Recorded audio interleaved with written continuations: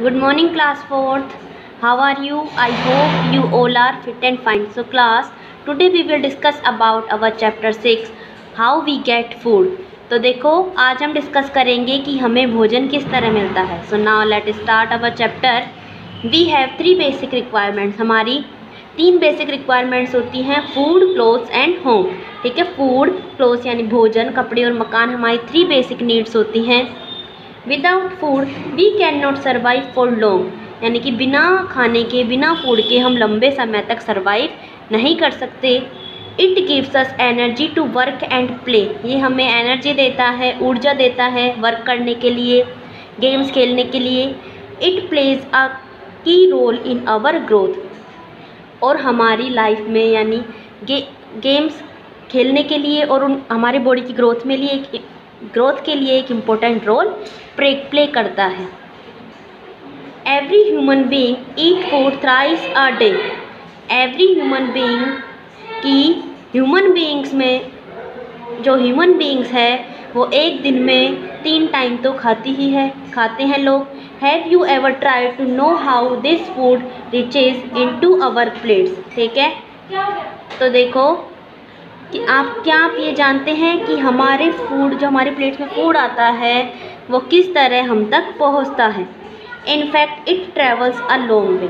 In fact ये बहुत लंबा रास्ता तय कर आता है. तो देखिए, the following pictures show the journey of food from a farm to a shop. तो इन पिक्चर्स में आपको बताया हुआ है कि फार्म से लेकर शॉप तक किस तरह फूड किस तरह रास्ता तय करता है. तो देखिए, फर्स्ट आता है इरिगेशन ऑफ क्रॉप्स रेगुलरली, यानी कि जो फार्मर है क्रॉप्स की क्या करता है, सबसे पहले सिंचाई करता है. इसके बाद spraying pesticides regularly.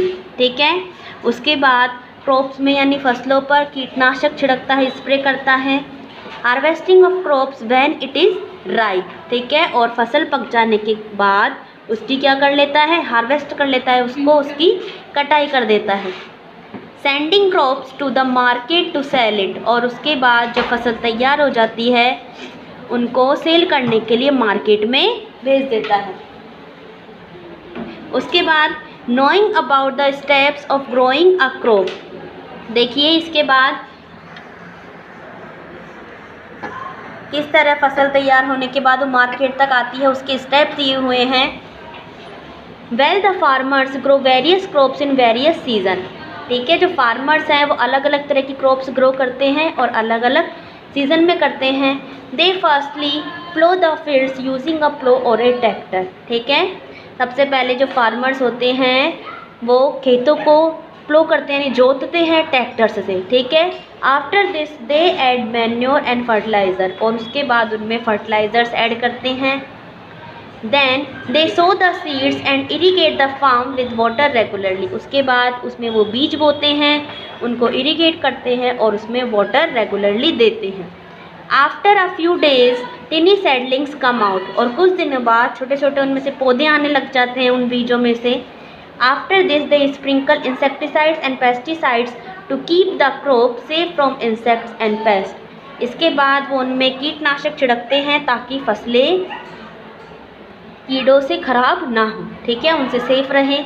When the crop is ready they harvest it, और जब फसल तैयार हो जाती है उसके बाद उसकी कटाई कर दी जाती है.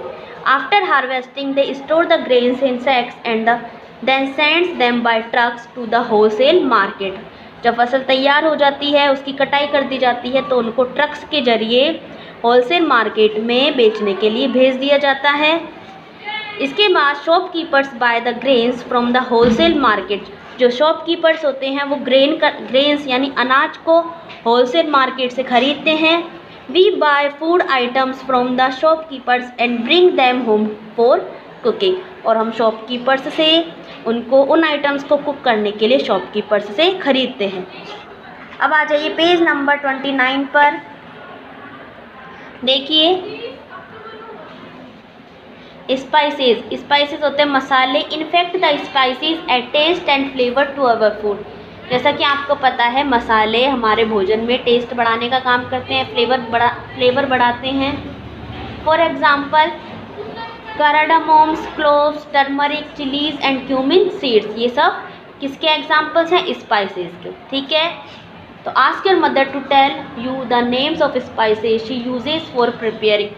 तो आपको अपनी मदर से पूछना है कि पनीर बनाने में, कस्टर्ड बनाने में, राइस राजमा बनाने में, खीर बनाने में, मिक्स वेज बनाने में और टी बनाने में वो कौन से मसाले यूज़ करती हैं। ठीक है, तो यहाँ पर अपना जो चैप्टर 6 है उसकी रीडिंग ख़त्म होती है। नेक्स्ट क्लास में हम इसकी एक्सरसाइज को कंप्लीट करेंगे। तब तक के लिए stay home and stay safe.